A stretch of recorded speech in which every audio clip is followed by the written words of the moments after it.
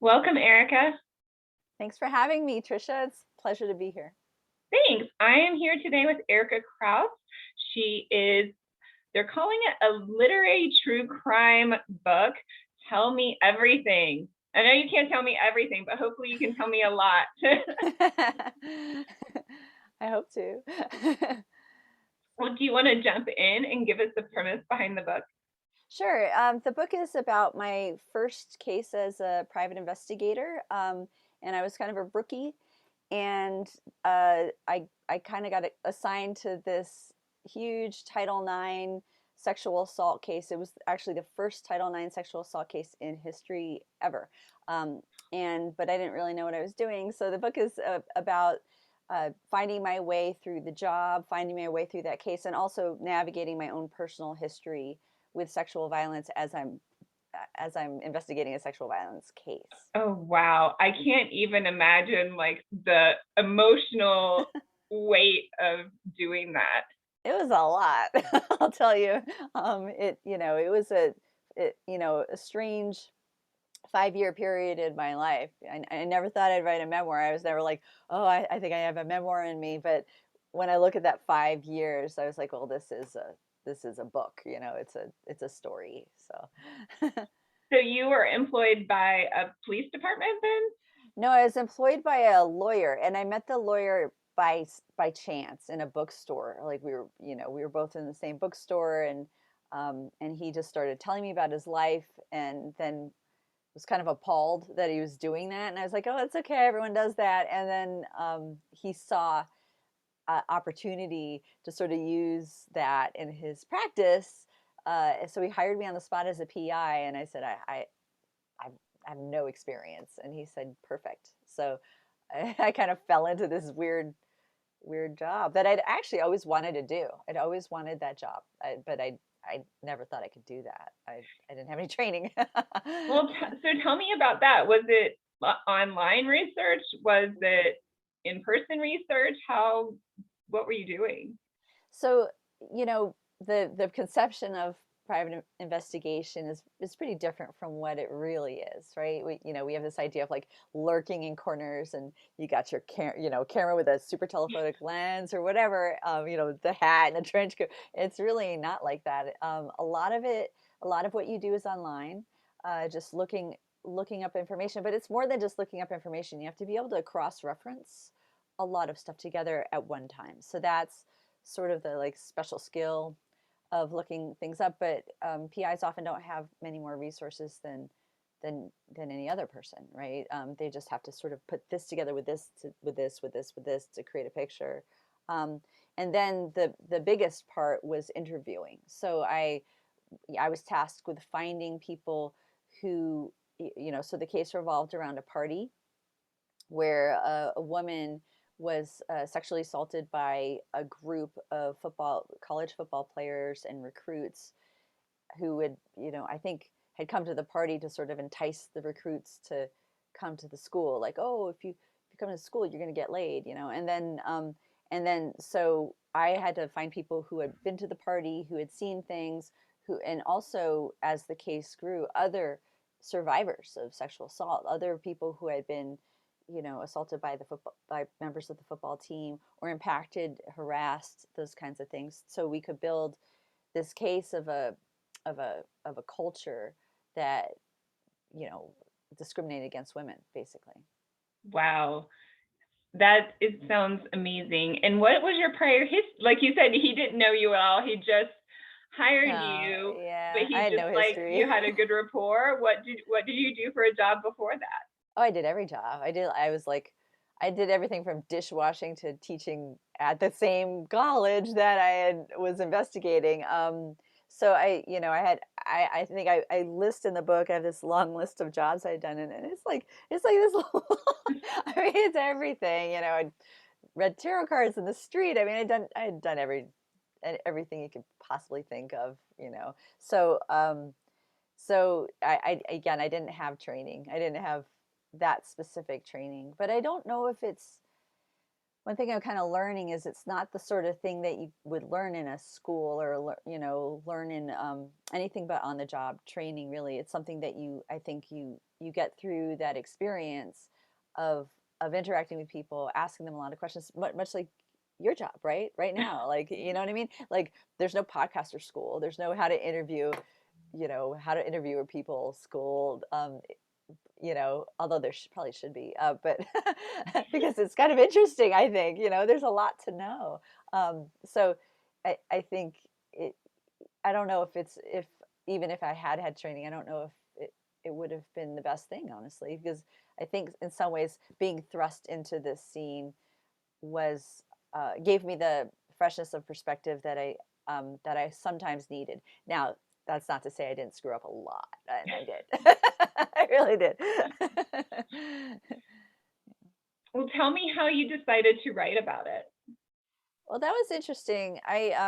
So, writer, mostly fiction, and uh, I was getting rejected a lot from this one magazine that I really liked called Granta. I was actually getting rejected from a lot of magazines, but this one I'd been submitting to for about 20 years, and and I sent another story, one of, I don't know even know how many I'd sent them, 20 or something, and but what I hadn't realized is all along they're reading my cover letter, right, as they reject me, and and this one editor said, still no, I don't want what you sent me, but I saw in your cover letter that you work as a private investigator. So would you like to write a piece for our mental states issue? And I said, yeah, of course. And he said, great, 3,000 words. I wrote 6, and then I sent it, and they actually did publish it. But as I was writing, and I was thinking, this isn't an essay. This is a book. This is a full length book. There's too much I'm not saying. I'm not really doing the subject justice. I feel like I'm leaving everything out. And so I thought about it a lot, for a really, I thought about it very extensively because I knew it was going to be complicated and challenging in literally every direction. But then I talked about it with my agent, and we said, okay, let's do a proposal, and let's see how it works. And we did, and Flatiron Books bought it, and then I was locked in and I had to write it. And it's my 3rd book. So it wasn't as scary as it would have been if it were my first book. I think I probably would have had 40 nervous breakdowns if it were my first. But since it was my 3rd, I had a little bit of an understanding of how to write a book. And I just went forward from there. Yeah, I can imagine there were so many issues. I mean, there's issues with, anonymity, and then issues like going back through all those feelings that you have to kind of relive that. My first series I wrote about a girl who experienced anorexia and recovered from that. But because that was my experience, and it was important for me to write about that. Mm-hmm. But it was really emotional and really hard to write about it as well. Yeah, did you feel like you were reliving every moment of it? Oh, definitely. But I think it was healing too, because I had 20 years of perspective on it. And in a way, it kind of not closed that book. I don't think you ever close anything like that, but kind of brought me through to another level of understanding of that part of my life.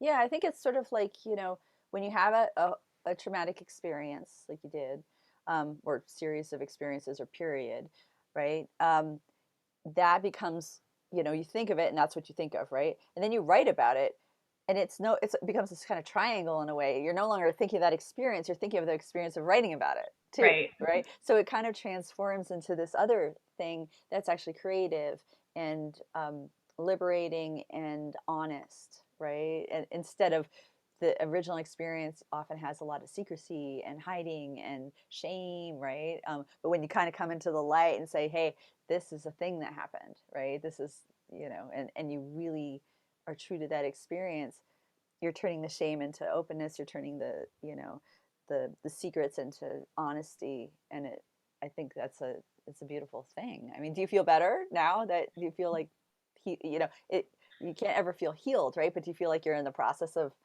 having healed a little bit? Oh, definitely. And as you mature too, I mean, that I was the experience as a young person. So you have a young person's brain and the trauma of all of that. And then 20 years later, you can look at it and say, oh, I get it. I get it. And I get why not all of why it happened, but a lot of why it happened. And, you can forgive yourself. And Right. there's many layers of recovery there, I think.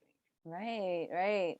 And you can also look back as an adult looking at a kid instead of like a kid berating herself, right? Right, right. Yeah, So yeah. tell me about your first two books.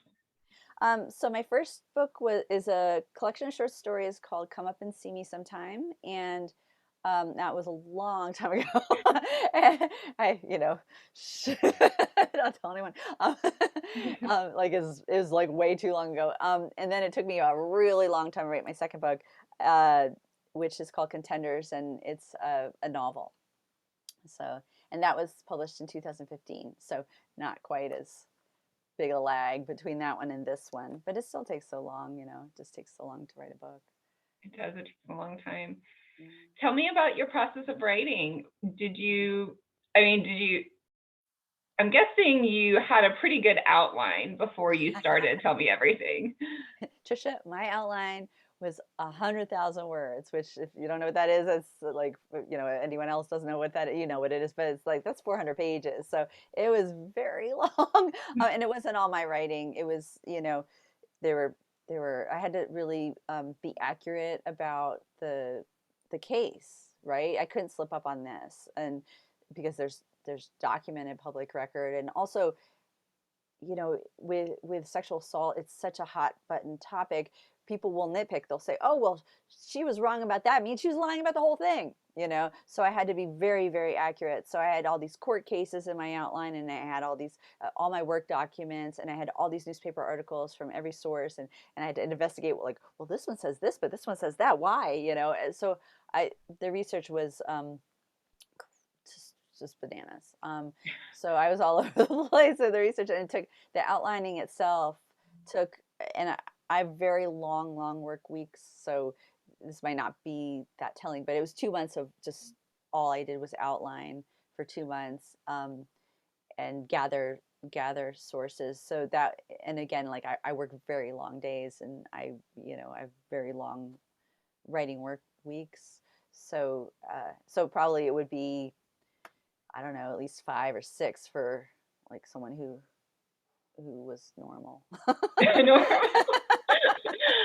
I'm not sure any author can call ourselves normal. So I think you're right. But even like a maybe more typical writer, it was just a long process of outlining. But once I did that, it was so fast to write. So it was 2 months of outlining, and then really I wrote and revised the book in 13 months, which is super fast considering that my novel had taken over 10 years. So, Wow. And yeah. did you need someone to read the book to make sure you were getting that language correct around the sexual assaults? And did you have psychologists read it? How many different people did you have read this? I had a lot of people read this book.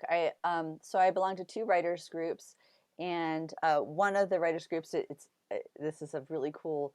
I mean, I had the other writers group read pieces, but but 2 individuals in that one writers group read the whole thing, and then because I'd read their books, or promised to, and and then the other writers group, we all had books kind of ready. So what we're doing is cycling through. So they read all of the book. So I had 7 full readers, 6 full readers from writers groups, and then I had uh, the one of the characters in the story. I asked him to read it, and he did twice.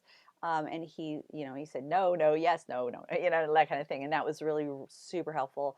And also because he was portrayed, I really wanted him to be okay with it. And then the editor, of course, and she read it like 3-4 times, and her assistant read it, and copy editors read it several times, and proofers read it several times. And they also had 2. Well, really, it's like one full legal read, and then they kind of went over it again with a lawyer. Right. I would And think, that was, yes. I mean, that took forever. That took, I don't know how many months that took. At least 2006. I'm thinking it took longer.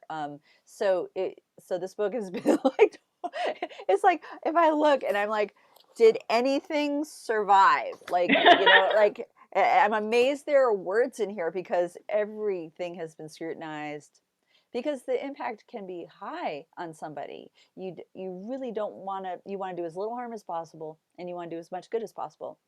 So, and given that it was a real case that happened with documentation, we just couldn't afford a single problem. So, so yeah, it's been edited. Now probably any writer who's listening is like fleeing, like screaming into the night, like, no, I don't want to write that. Well, I think you had the worst, or the worst, I don't want to say the worst case scenario, but you had like so many different factors to think about. You had Right. anonymity to think about, you had Right. liability, you had slander, you had, Right. you Right. want to get the language correct, politically correct, you want to be all kinds of fact checks and everything. Exactly. And I was really scared that, I really, it's a conundrum because it's nonfiction. So I wanted to get it right. But it's also memoir, so you have to change, like memoir sort of demands that you change identities often. It's a strange thing, so you're like trying to tell the truth while lying a little bit about the truth, right? Like, so like I'm trying to make sure that nobody can be identified. um all the survivors from the case, and even the perpetrators, because if like one of the bad guys is identified, people go, oh, I bet that's about, give a name. I give a random female name, right? And I don't, and you don't want to sort of hurt someone through association. And you also, disguising is really interesting because I'd be like, someone played a certain sport, and then we were trying to disguise, and she was a survivor. We were trying to disguise her. I'm like, oh, make her be this other sport, and then the lawyer's like, well, now you're accusing, these other group of people, right? So I was like, oh gosh, so complicated. When you're talking about crime, it gets super complicated, super fast. Yeah. Well, I'm definitely, I did buy it, and Oh, thank I'm you. even more interested to read it now just to see how all of that was handled. Thank you. Yeah, it was certain, a special kind of brain damage. I can imagine. Yeah. And you're a member of a writers group here in Colorado called Lighthouse Writers. Oh yeah, Lighthouse is great. They're actually an enormous organization. They're a literary arts organization. I don't know how many members they have, but I do know I'm one of like close to 100 full-time faculty.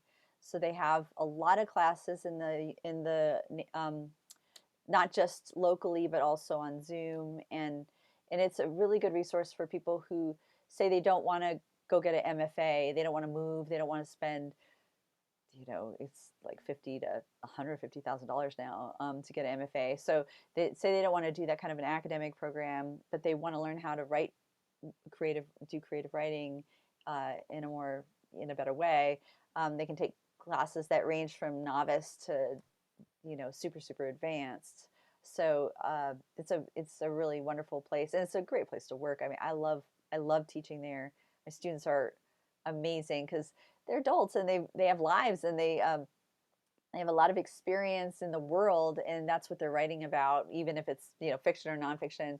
So it's always a wonderful class, and it's very gratifying to teach there, and they get great people. They get the top writers of the day, so they're wonderful, and they're in Denver, and I feel really lucky just to be in this community.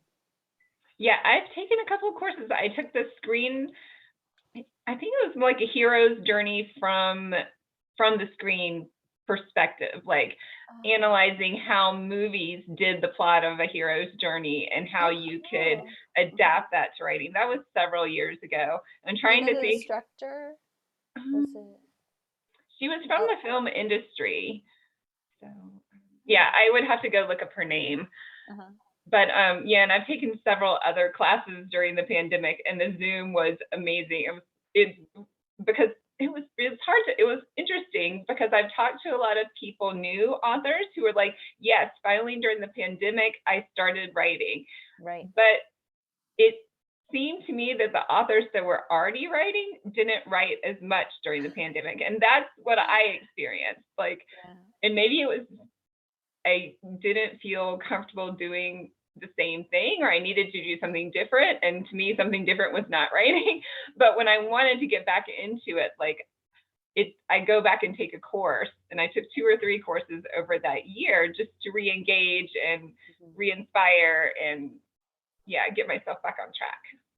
Yeah, exactly, right? So it's kind of like this big support network for and you can engage with it any way you want. They're moving to they're building a building now. So Oh, wow. yeah, so they were renting always since and they've switched locations, and every location they've been in they outgrew immediately. So now they're in a temporary location on Steel Street, but they just got this enormous, I think it's like $2.3 million grant from the city, which gets them almost to the point where they need to be for the whole building, or not for the whole building, but enough to break ground. So they're breaking ground on a new location, and they will own it, and that's going to be huge. And it's this really cool space that's really accessible, and by like public transportation, that was really important to them. And it's just beautiful, and it's really also like malleable. They can sort of convert it for all their many needs. So it's going to be really exciting. And they're breaking ground, like I think this week or something like that. So it's really cool. But they're a wonderful organization. They've helped me in almost every way I can think of. I feel like I owe them a lot. Yeah. That's amazing. That's Yeah. very cool. What's next for you? Are you working on another project? Yeah.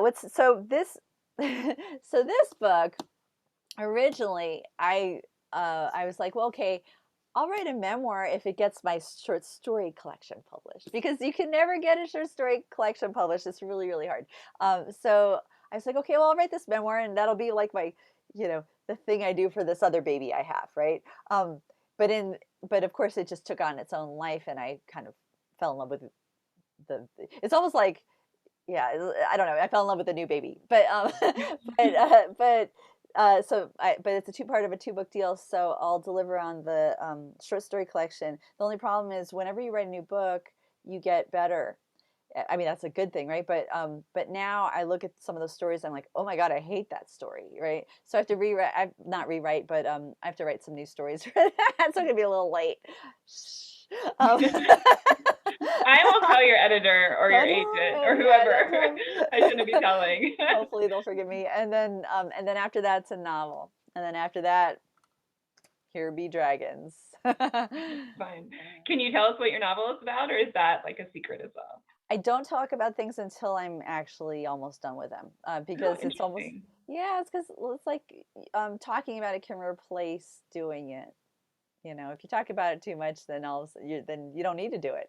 You're just talking about it. But like if something's almost done, I'll talk about it. But it'll be a novel about with a female central protagonist is all I probably would say. Yeah. So, how about you? What's next with you? I'm working with an artist right now. I'm really excited. I met him in Denver, and we came up with this project together. He came up with the hero of the story, and I'm writing a story around her. So it's really fun. That's it's really so cool. Exciting. That's what genre? It's fantasy, I guess adult fantasy genre. It's about an Aztec priestess. Wow. Yeah, I'm doing a lot of research on the Aztecs and interestingly enough, a United Kingdom website has more information than you would ever think. I was surprised. Which website? That it's I have to send you the link. It's Yes, UK Calore or something like that. But really? yeah, they have, and it's partially designed. It's mainly designed for kids to learn about the different cultures, and they have Mayan and they have Aztecs, and yeah, it's a wealth of information about any culture probably that you could want to investigate. So I spend most of my days like making sure I get everything right. I know, right? you're gonna have to use it as an excuse to do some traveling. That would be good. Yeah, Yeah, and like, it was oh, interesting to know that they had wheels in games, but they never used wheels for carts. And I was like, really? and they said What did maybe they it was use? because it was so rocky there that they in it was, so it's more like Colorado, like the landscape was more like Right. Colorado. I guess it was very rocky, so they didn't. Yeah, they didn't use wheels, and Did they they have didn't. axles? Did they use axles with the wheels? No, they didn't use them for transportation at all. They used them in games. So they had wheels everywhere. They had Like, their priorities straight. yeah, I guess so. That's awesome. Oh, that's so cool. That's awesome. Things Well, you good luck learn. And with that. they were scared of the Spaniards when the Spaniards came because they were on horses and they never like saw anybody riding a horse before. Oh, really? They didn't have horses. Yeah, horses came from Europe. So yeah, it was So interesting. just things I wouldn't have thought of or known. Yeah. Obviously Yeah. not a history major here. Yeah. Well, it's like you see a new animal for the first time, you're going to like it's going to be a new experience. Someone told me that unicorns were based off of was it unicorns? That they thought in China they thought giraffes were unicorns. Oh, interesting. So they have their own mythical unicorn, and it's really because they saw giraffes.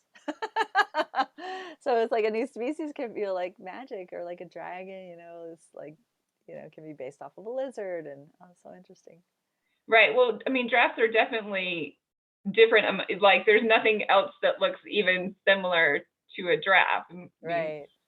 I mean, the zebras look sort of like horses, or Right. yeah. So interesting. Right. Right. No kidding.